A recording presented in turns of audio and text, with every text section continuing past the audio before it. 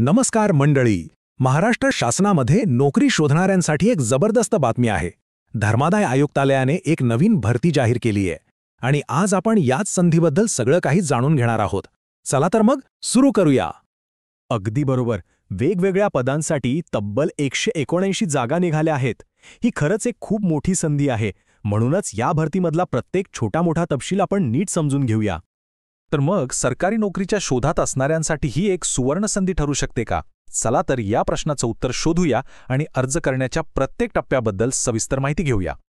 ही सगळी प्रक्रिया सोपी व्हावी म्हणून आपण या 6 मुद्द्यांवर बोलणार आहोत.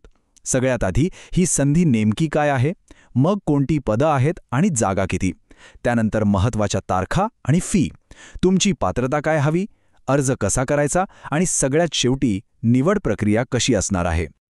तर ही भरती आहे महाराष्ट्र राज्याच्या धर्मादाय आयुक्तालयामध्ये. यात गट ब म्हणजे नॉन गॅझेटेड आणि गट क या वर्गातली लिपिक आणि प्रशासकीय पदं भरली जाणार आहेत. चला आता येऊया सगळ्यात महत्त्वाच्या भागाकडे, म्हणजे नक्की कोणती पदं आहेत, पगार किती असेल आणि प्रत्येक पदासाठी किती जागा आहेत, हे सगळं आता आपण सविस्तरपणे पाहू. इथे बघा, पदं किती वेगवेगळी आहेत. विधी सहाय्यक, लघुलेखक, निरीक्षक आणि वरिष्ठ लिपिक. पण लक्ष द्या, निरीक्षक पदासाठी तब्बल 121 जागा आहेत आणि वरिष्ठ लिपिक पदासाठी 31 जागा आहेत. म्हणजे संधी खूप मोठी आहे. आता ही स्लाइड जरा नीट बघा. इथे निरीक्षक पदासाठीचं प्रवर्गानुसार वर्गीकरण दिलंय. माहिती थोडी जास्त आहे, त्यामुळे हवं तर इथे पॉज करून तुमच्या कॅटेगरीसाठी जागा नक्की तपासा. आणि तसंच वरिष्ठ लिपिक पदासाठी सुद्धा प्रवर्गनिहाय जागांचा तक्ता इथे आहे. पुन्हा एकदा सांगतो, अर्ज करण्याआधी मूळ जाहिरात बघून आपल्या प्रवर्गासाठी जागांची खात्री करून घेणं खूप महत्त्वाचं आहे. आता बोलूया तारखा आणि फी बद्दल. या 2 गोष्टी खूप महत्त्वाच्या आहेत, कारण एकही तारीख चुकली तर संधी हातातून जाऊ शकते. हे बघा, अर्ज करायला 11 जुलैपासून सुरुवात झाली आहे आणि शेवटची तारीख आहे 31 जुलै, म्हणजे फार वेळ नाहीये हातात. आणि परीक्षा कधी, तर ऑक्टोबर 2024 मध्ये होण्याची शक्यता आहे, त्यामुळे तयारीला लागावं लागेल.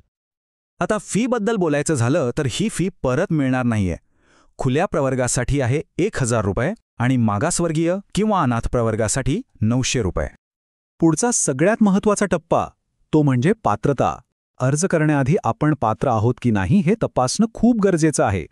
चला बघूया काय काय हवंय ते. प्रत्येक पदासाठी पात्रता वेगळी आहे. जसं की विधी सहाय्यक पदासाठी कायद्याची पदवी आणि अनुभव दोन्ही लागतोय. पण चांगली गोष्ट ही आहे की निरीक्षक आणि वरिष्ठ लिपिक पदासाठी कोणतीही पदवी चालेल.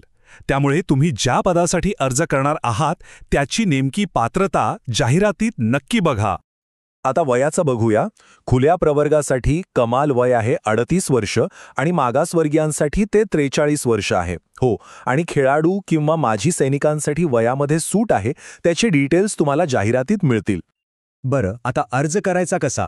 घाबरू नका, आपण स्टेप बाय स्टेप सगळी प्रोसेस समजून घेऊया, म्हणजे काहीच अडचण येणार नाही.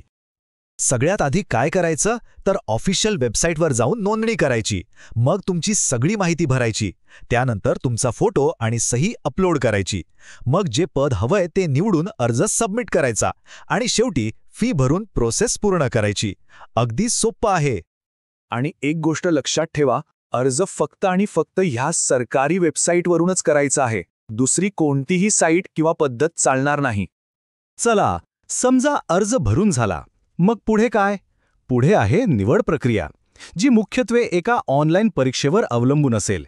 मग त्याचा अभ्यासक्रम काय आहे ते पाहूया. हे खूप महत्त्वाचं आहे, नीट लक्ष द्या. प्रत्येक पदासाठी अभ्यासक्रम वेगळा आहे. इथे बघा, डावीकडे जो आहे तो बहुतेक पदांसाठीचा कॉमन अभ्यासक्रम आहे, पण उजवीकडे बघा, तो फक्त विधी सहाय्यक पदासाठीचा खास कायदेशीर अभ्यासक्रम आहे. त्यामुळे गोंधळ करू नका. तुम्ही ज्या पदासाठी अर्ज केलाय त्याचाच अभ्यासक्रम तपासा. निरीक्षक आणि वरिष्ठ लिपिक सारख्या पदांसाठी जी कॉमन परीक्षा होईल त्यात मुख्य विषय असतील मराठी, इंग्रजी, बुद्धिमत्ता चाचणी आणि सामान्य ज्ञान. आणि हो, सामान्य ज्ञानामध्ये महाराष्ट्राच्या इतिहासावर आणि भूगोलावर जास्त भर असेल. ही तयारीसाठी एक महत्त्वाची टीप आहे. तर ही होती सगळी माहिती. आता प्रश्न हा आहे की तुमच्या पात्रतेनुसार आणि तुमच्या करिअरच्या ध्येयानुसार यापैकी कोणतं पद तुमच्यासाठी परफेक्ट आहे. नीट विचार करा आणि या संधीचं सोनं करा.